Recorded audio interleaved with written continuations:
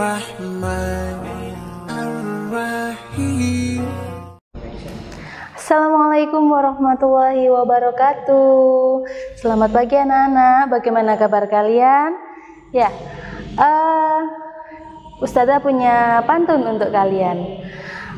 Pak Tatang keliling Asia, selamat datang di kelas bahasa Indonesia. Ya, anak-anak, hari ini kita akan belajar tentang sebuah materi yang tentunya Ustazah yakin kalian pasti suka. Apa itu? Kita main sedikit tebak-tebakan ya.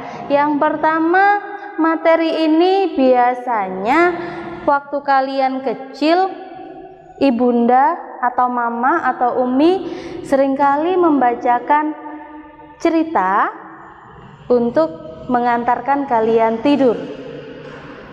Sudah tahu kira-kira? Ya, hari ini kita akan belajar tentang teks fabel. Apa itu teks fabel? Pastinya Ustazah akan menjelaskan lebih lanjut dan nanti juga akan Ustazah berikan contoh teks fabel seperti apa. Oke? Ya, sekilas saja ya. Teks fabel merupakan sebuah cerita fiksi. Sebuah cerita fiksi yang tokohnya adalah binatang. Semua kisahnya merupakan imajinasi pengarang. Jadi tidak akan terjadi di dunia nyata. Contohnya ada seekor kancil yang bisa berbicara. Jika di dunia nyata kalian menemui ada seekor kancil yang bisa berbicara, pasti kalian akan merasa takut ya, ngeri. Kok bisa ada hewan bisa berbicara? Ya, baik. Mari kita simak materi untuk teks fabel berikut ini.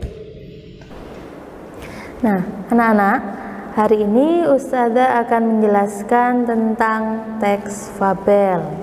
Teks fabel adalah sebuah cerita fiksi. Kalian tahu apa yang dimaksud dengan fiksi? Fiksi artinya cerita ini hanya sebuah karangan sehingga tidak benar-benar terjadi. Selain bersifat fiksi, teks fabel ini berasal dari imajinasi.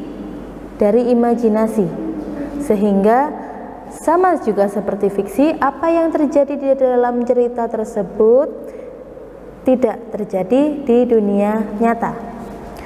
Teks fabel tokohnya adalah binatang, yang biasanya binatang-binatang ini melambangkan sesuatu. Misalnya tokoh kancil selalu melambangkan orang yang cerdas. Tokoh siput atau kura-kura biasanya melambangkan orang yang lambat, yang suka berhati-hati dalam bergerak, seringkali dianggap lamban oleh teman-temannya. Tokoh burung merak yang karena bulunya yang sangat indah seringkali dianggap melambangkan watak sombong. Nah itu ya. Kemudian teks fabel ini juga mengandung pesan moral. Ada pesan moral, ada nasihat yang ingin disampaikan kepada para pembaca ataupun pendengar teks fabel. Ya, sampai di sini sudah paham ya apa itu teks fabel? Kita ulangi sekali lagi. Teks fabel adalah sebuah karangan atau cerita fiksi yang berasal dari imajinasi dengan tokoh binatang yang melambangkan watak-watak manusia atau melambangkan budi pekerti manusia, dan di dalamnya mengandung pesan moral atau nasihat. Paham ya untuk definisi? Kita lanjutkan untuk unsur intrinsik pada teks fabel. Apa itu unsur intrinsik? Unsur intrinsik adalah unsur-unsur yang membangun sebuah karya sastra. Biasanya unsur intrinsik ini ada pada teks fabel, cerpen maupun teks sastra yang lain. Ya, ada apa saja macam-macam unsur intrinsik? Diperhatikan ya. Yang pertama adalah tema. Tema itu adalah inti cerita atau dasar dari sebuah cerita. Tema tidak sama dengan judul, hati-hati. Karena sering sekali anak-anak itu mensalahartikan tema dianggap sama dengan judul, padahal yang benar tema tidak sama dengan judul. Yang kedua adalah tokoh. Apa itu tokoh? Pasti kalian sudah tahu ya. Tokoh adalah pelaku dalam cerita.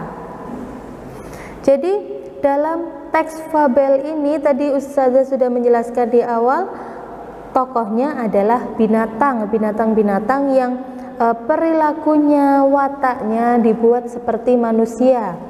Kita tahu ya, di dunia nyata pun ada manusia yang cerdik, yang sombong, yang suka berbohong, yang licik dan lain sebagainya, yang baik hati, suka menolong. Semuanya bisa kita gambarkan dalam teks fabel. Jadi kalau kalian punya pengalaman yang menarik tapi kesulitan untuk menceritakannya, bisa kita tuliskan menjadi sebuah teks fabel seperti itu ya. Baik. Yang ketiga adalah latar. Latar di sini yang dimaksud dengan latar adalah waktu, tempat, dan suasana yang terjadi di dalam cerita. Saya rasa untuk latar sudah banyak yang paham ya, karena materi tentang ini pun sudah pernah dibahas di tingkat sekolah dasar. Yang keempat adalah alur. Alur itu jalannya cerita. Ya, jadi sebuah cerita itu ada prosesnya. Jika kita berhitung ada angka 1, 2, 3, 4 dan seterusnya. Itulah yang disebut dengan jalannya cerita.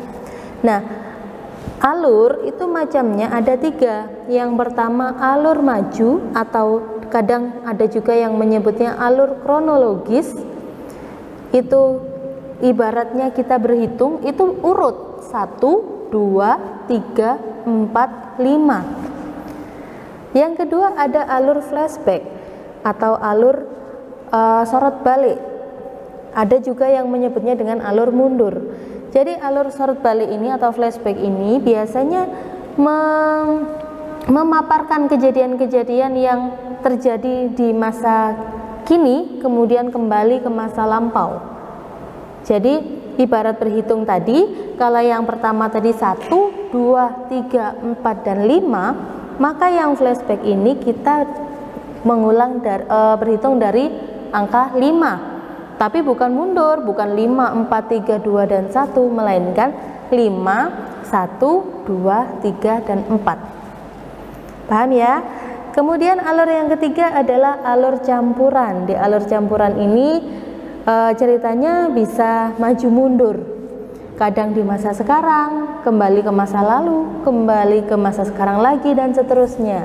Itu namanya alur campuran. Oke, untuk alur nanti akan Ustazah jelaskan di pertemuan selanjutnya ya.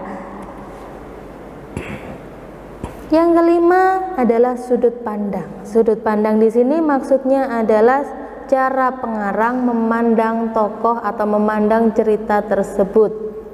Sudut pandang dalam sebuah karya sastra itu ada 2 jenisnya, yakni yang pertama sudut pandang orang pertama biasanya diceritakan menggunakan kata ganti aku atau saya. Contohnya, aku sedang berdiri di depan pintu. Aku sedang berjalan-jalan. Aku sedang belajar, atau saya merasa sangat bahagia. Ya, itu yang disebut dengan sudut pandang orang pertama. Berikutnya ada sudut pandang orang ketiga atau diaan. Disebut diaan karena kata ganti yang digunakan adalah dia. Jadi yang diceritakan orang lain. Contohnya, dia berjalan mendekatiku. Dia menangis di sudut ruangan. Dia berjalan bersama si kancil, misalnya seperti itu. Nanti kalian juga bisa membuat contoh-contoh yang lain ya. Unsur intrinsik yang terakhir adalah amanat. Amanat di sini disebut juga dengan pesan moral atau nasihat-nasihat yang bisa kita ambil dari cerita tersebut. Nah, sampai di sini dari unsur intrinsik ini nanti kita akan mencoba belajar untuk mencari unsur-unsur intrinsik yang ada di dalam sebuah teks fabel. Sekarang kita simak teks fabel berikut ini ya. Silakan diperhatikan.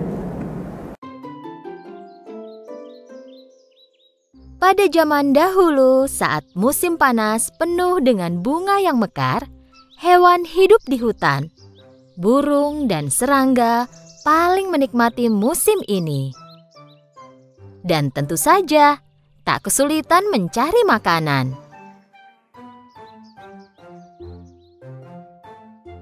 Itu hari biasa bagi belalang pemalas. Dia memakan akar tanaman herbal yang dia ambil sambil memainkan biola dan bernyanyi. Oh, sungguh hari yang indah. Lalala, ku akan bermain dan bernyanyi dengan biolaku. Dan aku tak tahu lagi kata-kata lagunya. Tapi tak masalah. Setelah selesai menyanyi sekuatnya, dia mendengar suara berisik dan mencoba mendengarkan. Agar mengerti asal dan suara siapa itu, dia segera melompat tinggi ke cabang pohon. Dan di sana dia melihat jejak semut di kejauhan. Mereka berbaris seperti tentara. Dengan susah payah, para semut membawa biji-bijian dan buah kering yang jatuh dari pohon. Belalang melompat ke tanah dan kebingungan sambil melihat barisan semut itu menghilang. Aku tak pernah melihat semut ini. Mereka selalu bekerja. Tepat saat itu, dia melihat seekor semut mendatanginya. Semut itu mencoba membawa biji yang lebih besar dari badannya.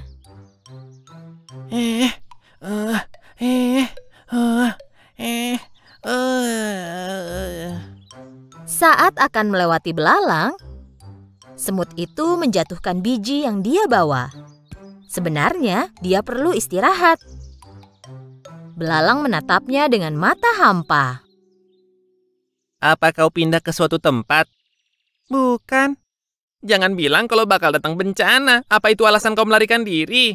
Bukan. Kalau begitu boleh kutanya kau sedang apa?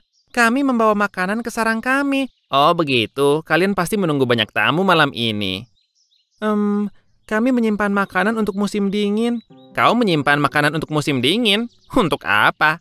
Dan selain itu, kenapa buru-buru? Musim dingin masih lama, bersenang-senanglah, nikmati saja musim panas ini. Jika begitu, apa saranmu untuk menghadapi musim dingin? Aku yakin kita akan bisa mencari cara bersenang-senang, jangan khawatir. Kau hanya memikirkan kesenangan saja, nanti kami makan apa? Aku akan pikirkan saat musim dingin tiba nanti. Sekarang musim panas dan ada banyak yang bisa dimakan. Semut itu sudah muak mendengar omong kosong belalang dan mencoba menggendong biji yang dibawanya. Aku harus mengejar teman-temanku. Apa kau mau bantu taruhkan biji ini di punggungku? Penyanyi dan seniman sepertiku tidak boleh membawa beban berat. Setelah mendengar jawaban belalang, semut menatap belalang dengan heran dan terus mencoba menggendong biji itu. Kurasa aku bisa membantumu sedikit. Belalang mengangkat biji yang besar itu dari tanah dan menaruhnya di punggung semut. Semut berterima kasih dan melanjutkan perjalanannya. Sungguh usaha yang sia-sia. Belalang melanjutkan berbaring di bawah pohon. Setelah makan sesuatu, dia melanjutkan bermain biola. Oh, sungguh hari yang indah. Lalala, aku akan bermain dan bernyanyi dengan biolaku. Dan aku tak tahu lagi kata-katanya. Saat itu, seekor tupai mengeluarkan kepalanya dari pohon. Cukup, cukup. Tolong hentikan. Pergi dan bernyanyilah di tempat lain. Aku mau istirahat di sini. Saat itu juga belalang berhenti bernyanyi. Dia melirik tupai, mengambil biolanya, dan pergi. Mereka tidak tahu cara menghargai seniman di hutan ini. Musim panas berlanjut, dan para semut terus membawa makanan ke sarang mereka.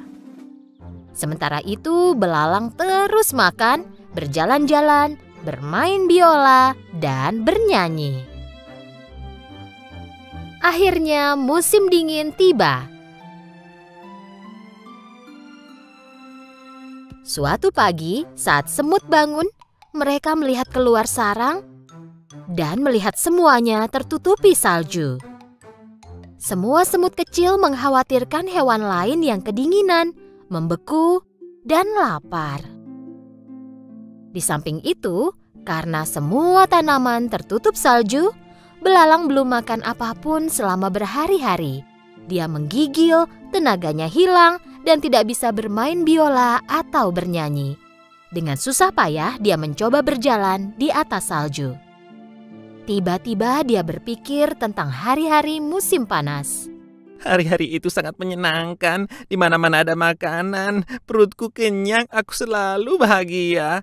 Saat itu dia mengingat semut. Dia membawa makanan ke sarangnya sepanjang musim panas. Kemudian dia menyadari kalau dia tidak suka ide ini. Dia mengejek semut selama musim panas. Dia bertanya-tanya apa semut mau membantunya. Dan sekarang cuaca terlalu dingin bagi belalang untuk berjalan. Ini bukan saatnya jaga gengsi. Aku harus menemukan sarang semut dan minta bantuannya. Dia berjalan lurus ke sarang semut. Dia berdiri di depan pintu dan berteriak. Apa ada orang di sana? Tolong bantu aku. Siapa itu? Dari dalam sarang dia mendengar keributan. Belalang menjawab dengan sisa tenaganya. Temanku semut, ini aku belalang. Tolong biarkan aku masuk. Setelah mendengar keributan itu, Ratu Semut mendekati semut kecil. Ada apa? Siapa yang butuh bantuan? Hanya belalang pemalas yang duduk bernyanyi sepanjang hari, ratuku. Kupikir dia lapar dan minta bantuan. Siapapun yang mendatangi pintu kita dan meminta bantuan tidak boleh kita tolak. Ratu dan semua semut lain mendekati pintu depan sarang dan membukanya. Belalang terbaring di salju karena sudah sangat lemah. Para semut segera mengangkat belalang dan membawanya ke dalam sarang. Belalang sehat kembali berkat kehangatan sarang semut. Mereka memberinya air dan makanan. Sekarang dia merasa jauh lebih baik. Belalang berterima kasih kepada ratu dan berjalan ke arah semut kecil. Aku sangat tidak adil kepadamu. Saat kau bekerja sepanjang musim panas, aku duduk dan hanya bernyanyi. Dan sebenarnya kau memperingatkanku, tapi aku tidak menganggap serius. Aku menyesalinya. Ini harusnya jadi pelajaran besar untukmu. Kami juga ingin bersenang-senang sepanjang musim panas, tapi kami harus memikirkan masa depan juga. Jika kami tidak mengumpulkan makanan selama musim panas, kami mungkin ada di posisimu sekarang. Belalang tinggal di sarang semut selama beberapa waktu. Dia kini jauh lebih baik dan lebih sehat. Saat tiba waktunya pergi, semut memberi makanan kepada belalang. Terima kasih atas segalanya. Kalian menyelamatkanku dan aku tak akan melupakannya. Dan aku tak akan bermalas-malasan lagi sekarang. Bisa aku minta tolong? Tentu, katakan saja apa yang kau inginkan. Saat musim panas, mungkin kau bisa belajar bermain biola dengan benar dan membuat hewan lain bahagia.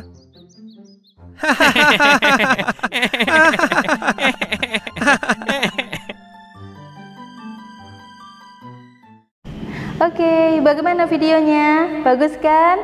Ya, sekarang karena hari ini kita bukan hanya nonton video ya, karena kita akan belajar untuk mencari informasi apa saja yang ada di dalam video yang telah kita simak tadi. Yang pertama coba Ustazah ingin tanya, apa judul cerita yang tadi sudah kalian simak? Ya, judulnya adalah Semut dan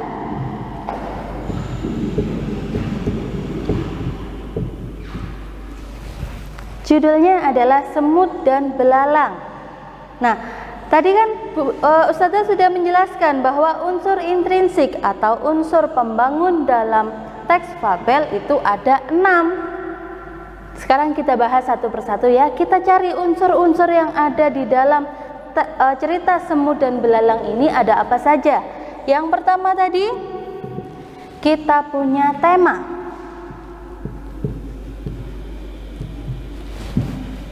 Menurut kalian kira-kira Semut dan Belalang ini menceritakan tentang apa ya? Ya, bagus. Temanya adalah tentang kerja keras.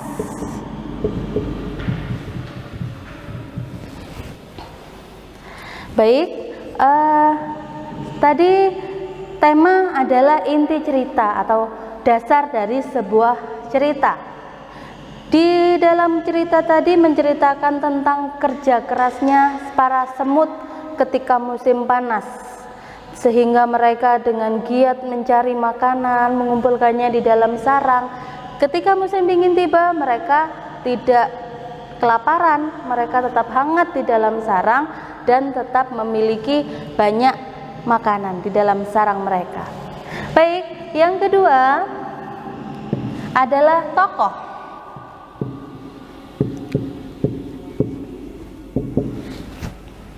Tokoh tadi Ustazah sudah menjelaskan bahwa tokoh adalah pelaku dalam cerita. Ada berapa tokohnya? Coba sebutkan satu persatu, Nak. Yang pertama ada semut. Yang kedua ada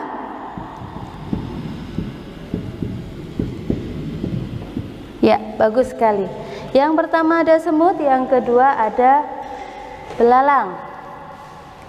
Oke, sekarang kita lanjutkan untuk unsur intrinsik yang ketiga. Unsur intrinsik yang ketiga adalah latar. Oh iya, sebelum kita lanjutkan ke latar, coba Ustazah ingin tanya, tadi si semut ini wataknya seperti apa ya? Bagus, si semut adalah tokoh yang rajin. Selain itu, semut juga suka membantu.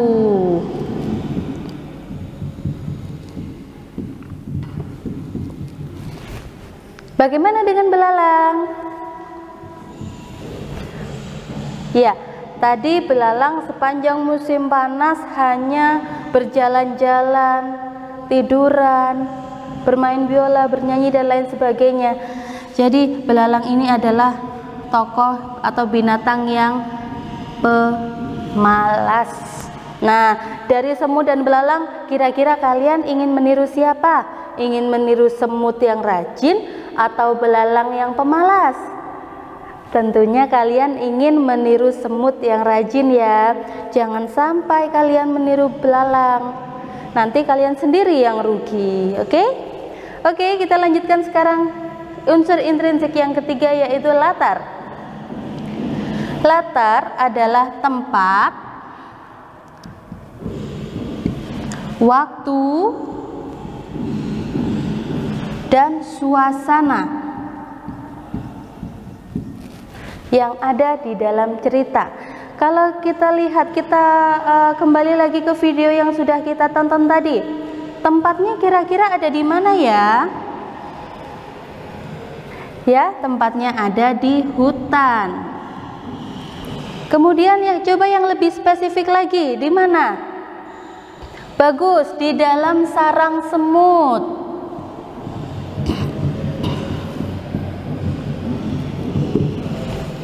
Baik, pintar sekali kalian. Ya, kita lanjut ke latar yang kedua, ya, ini latar waktu.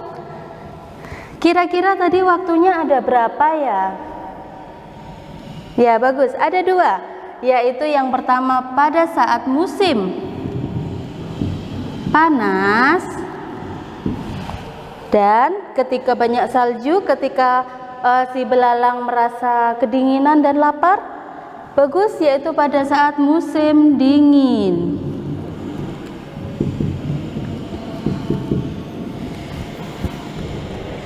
Sampai di sini paham ya? Kalau sudah paham, Ustazah lanjutkan. Latar yang ketiga adalah latar suasana. Tadi ada adegan ketika belalang mengejek semut. Kemudian ketika semut meminta bantuan, tapi belalang berkata, "Ah, pekerjaanmu sungguh sia-sia." Jadi di situ adalah suasananya bagaimana? Karena semut merasa marah, merasa jengkel pada belalang. Ya, suasananya menegangkan.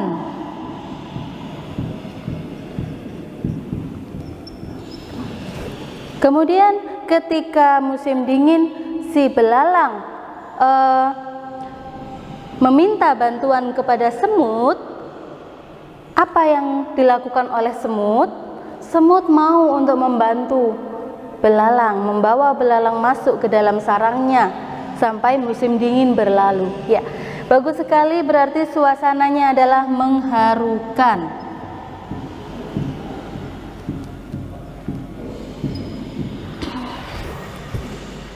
Nah, sampai di sini untuk unsur intrinsik 1, 2, dan 3, Ustazah rasa kalian sudah paham ya. Ustazah yakin karena kalian adalah anak-anak yang sangat hebat. Oke, lanjut. Yang keempat adalah alur.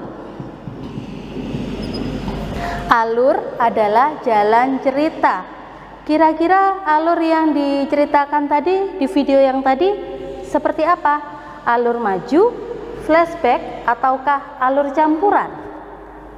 Ya, karena teks fabel itu urut ya, ceritanya urut, maka alurnya yang digunakan adalah alur maju atau kronologis.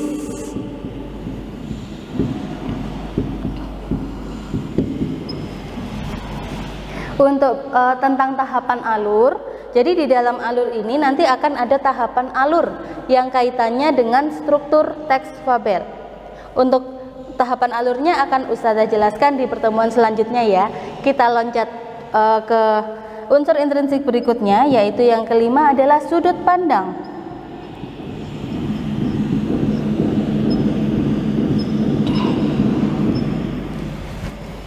Sudut pandang yang digunakan dalam teks fabel atau dalam cerita yang sudah kalian tonton tadi adalah menggunakan kata ganti dia atau ia untuk menyebutkan si tokoh, sehingga sudut pandang yang digunakan adalah sudut pandang orang ketiga.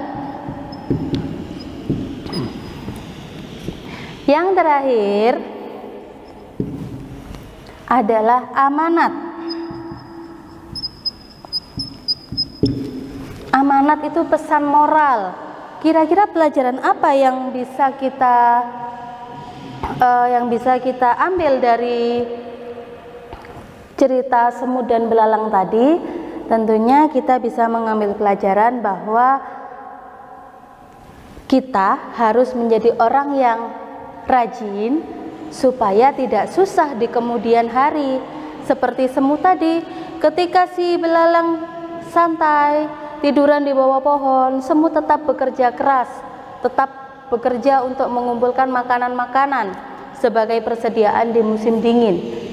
Sehingga ketika musim dingin tiba, semut tetap tenang dengan banyak makanan di dalam sarangnya, sedangkan si belalang yang pemalas tadi merasa susah karena dia kelaparan, tidak punya makanan sedikit pun. Seperti itu ya, begitu juga dengan kalian. Meskipun belajar, sekolah, mengaji, menghafalkan Al-Quran itu dirasa berat di awal, tapi manfaatnya akan kalian rasakan ketika nanti kalian telah beranjak dewasa. Ya, itu tadi penjelasan Ustazah untuk teks fabel hari ini. Ya, ini nanti bisa dipelajari lagi. Untuk pertemuan berikutnya kita akan belajar tentang ini ya, tentang unsur intrinsik yang keempat, yaitu alur. Nanti akan Ustazah jelaskan lebih lanjut tentang tahapan alur sebagai tahapan alur yang akan nantinya akan menyambung ke struktur teks fabel. Cukup sekian dari Ustazah, terima kasih. Mohon maaf ya jika ada kesalahan. Assalamualaikum warahmatullahi wabarakatuh. رب اجعلني مقيم الصلاة ومن ذريتي ربنا وتقبل دعاء